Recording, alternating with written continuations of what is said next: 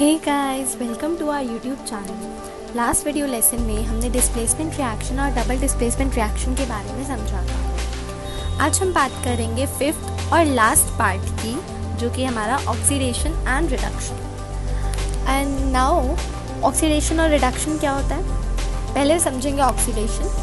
The addition of oxygen और the removal of hydrogen is known as oxidation.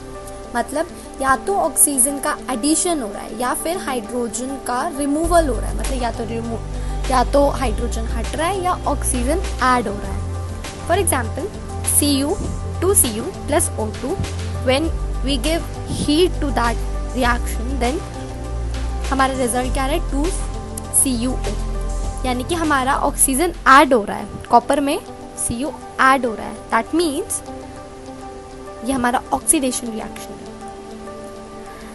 Now reduction में क्या होता है, एडिशन ऑफ हाइड्रोजन और रिमूवल ऑफ ऑक्सीजन। या तो हाइड्रोजन का एडिशन होगा या ऑक्सीजन का रिमूवल होगा। ऑक्सीजन हटेगा या हाइड्रोजन ऐड होगा। एक ही याद रखने की जरूरत है, या तो ऑक्सीडेशन याद रखो या रिडक्शन, दूसरा ऑटोमेटिकली याद हो जाएगा, वरना कंफ्यूजन हो जाएगी। तो रिडक्शन में हमने देखा कि या तो हाइड्रोजन ऐड हो रहा है, ऑक्सीजन में हमारा हाइड्रोजन रिमूव हो रहा था।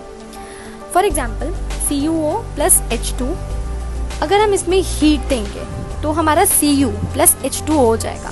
अब हमने देखा CuO से O रिमूव होके क्या बनाया, Cu बनाया, कॉपर बनाया। और H2 ने क्या बनाया, H2O, यानी कि एडिशन ऑफ, यहाँ पे हमारा ऑक्सीजन रिमूव हुआ और दूसरी साइड हमारा एडिशन हुआ हाइड्रोजन का। दैट मीन्स यहाँ पे हमारा दोनों चीजें फुलफिल हो रही है, रिडक्शन भी ऑक्सीडेशन भी। ऐसे रिएक्शन को हम रिडॉक्स रिएक्शन कहेंगे। रिडॉक्स रिएक्शन मतलब जहाँ पर ऑक्सीडेशन और रिडक्शन दोनों एक साथ होते हैं, उस रिएक्शन को रिडॉक्स रिएक्शन कहते हैं। क्विक समझते हैं, ऑक्सीडेशन में एडिशन ऑफ ऑक्सीजन या रिमूवल ऑफ हाइड्रोजन, रिडक्शन में एडिशन ऑफ हाइड्रोजन या रिमूवल ऑफ ऑक्सीजन, और रिडॉक्स रिएक्शन यानी कि रिडक्शन और ऑक्सीजन साथ में।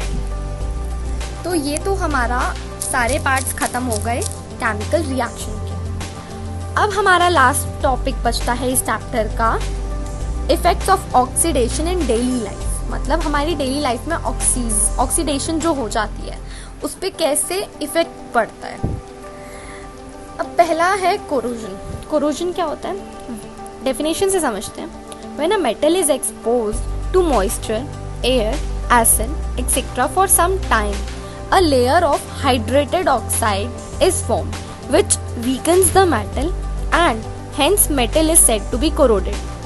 मतलब कोरोजन होता है कि अगर आपका कोई भी एक मेटल जो है वो बाहर एयर में एक्सपोज कर दिया जाए, छोड़ दिया जाए ऐसे, तो कुछ टाइम बाद उस पर हाइड्रेटेड ऑक्साइड, एक कंपाउंड है हमारा, उसकी लेयर बन जाती है, जो कि हमारे मेटल को क्या करती है, वीकन कर देती है, मतलब उसकी पावर कम कर देती है। For example rusting of iron सबसे बेस्ट एग्जाम्पल है। आप देखते होगे कभी भी कोई आयरन का कुछ भी बाहर अगर आपने एक्सपोज छोड़ दिया, बाहर छोड़ दिया, तो क्या होता है, रस्ट हो जाता है आयरन। तो वो जो रस्ट है वो कोरोजन का ही प्रोसेस है, कोरोजन हो रहा है। दैट मीन्स उसका रस्ट बन रहा है और वो आयरन फिर खराब होता चला जाता है, फिर वो हमारे किसी काम का नहीं बच जाता। तो मतलब मेटल हमारा खराब करता है ये। या फिर ब्लैक कोटिंग ऑन सिल्वर, कभी देखा जितने भी चांदी के हमारे ज्वेलरीज होती हैं, सिल्वर ज्वेलरीज होती हैं, और वो थोड़े टाइम के बाद ना काली पड़ने लगती हैं। क्यों? क्योंकि वो एयर से कांटेक्ट में आती हैं और उसके ऊपर एक हाइड्रेटेड ऑक्साइड की लेयर बनने लगती है, जिसकी वजह से वो ब्लैक हो जाती है। ऐसे ही कॉपर है, कॉपर को अगर आप ऐसे एक्सपोज छोड़ दोगे तो उस पर ग्रीन कोटिंग हो जाती है, जिससे वो कॉपर भी खराब होना शुरू हो जाता है। These are some examples of coating, that is a rusting of iron, black coating on silver and green coating on copper. अब हम कोरोजन को प्रिवेंट कैसे करेंगे। Corrosion can be prevented by galvanisation, electroplating और बाय पुटिंग पेंट्स।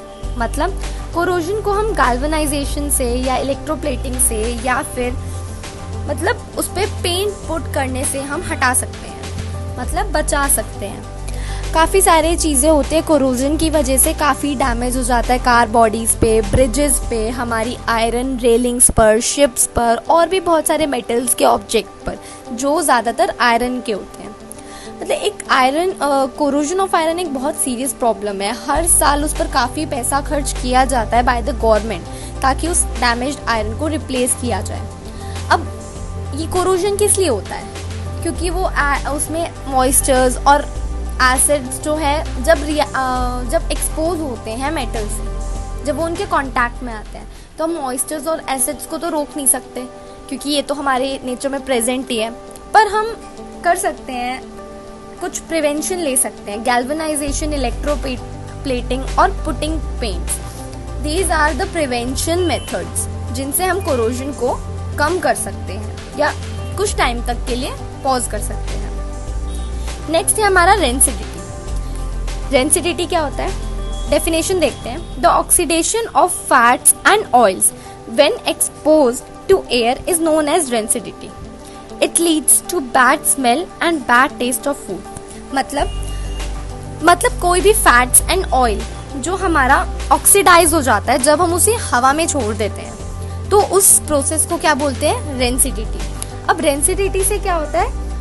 उस हमारा object या हमारा कोई भी फैट्स एंड ऑयल्स जो भी चीज़ है, जो चीज़ रेंसिड हुई है उसमें बैड स्मेल आने लगती है और टेस्ट भी बहुत खराब हो जाता है। When fats and oils are oxidized, they become rancid and their smell and taste change. For example जो हमारे नॉर्मल चिप्स के पैकेट होते हैं उसके अंदर नाइट्रोजन का हमारा गैस फिल होती है। आप उसको छोड़ दो, खुला छोड़ दो, तो क्या होता है? वो सारी चीज़ें सड़ जाती हैं। एक टाइम के बाद सब सड़ जाता है। लेकिन हम उसको कैसे प्रिवेंट करते हैं? नाइट्रोजन गैस फिल इन करके। जब वो पैकेट बंद रहता है तो वो बिल्कुल ठीक रहता है, काफ़ी टाइम तक चल जाता है। लेकिन जैसे ही वो एयर में एक्सपोज हो जाता है तो वो चीज़ क्या होती है? हमारी खराब होनी शुरू हो जाती है। तो रेंसिडिटी को प्रिवेंट करने के लिए हमारे पास काफ़ी मेथड्स हैं, जैसे कि बाय एडिंग एंटीऑक्सीडेंट्स। अभी बताया एंटीऑक्सीडेंट्स क्या है हमारा, कुछ भी ऐसा ऐड कर दो। फॉर एग्जांपल पिकल, हमारा अचार में हम तेल डालते हैं जिसकी वजह से क्या होता है? वो चीज़ रेंसिड नहीं होती, बहुत टाइम के लिए चलती है, तो वो एंटीऑक्सीडेंट का काम करती है। दूसरा, keeping food in air tight containers. Air tight containers में हम अपने फूड को रखेंगे तो वो ज़्यादा लंबे समय तक चलेंगे हमारे foods. Replacing air by nitrogen, example लिया था अभी हमने चिप्स का पैकेट, नाइट्रोजन ऐड करके हम इस चीज़ को बचा सकते हैं, अपना रेंसिड फूड होने से बचा सकते हैं। और रेफ्रिजरेशन, मतलब फ्रिज में रखे चीज़ें हम लोग बचा सकते हैं, उसको कूल टेम्परेचर देकर हम अपनी चीज़ों को रेंसिड होने से बचा सकते हैं। This is the end of our chapter 1. Hope you guys like this video. Do let us know in the comment section and don't forget to like, subscribe and share. Thank you very much. Stay tuned.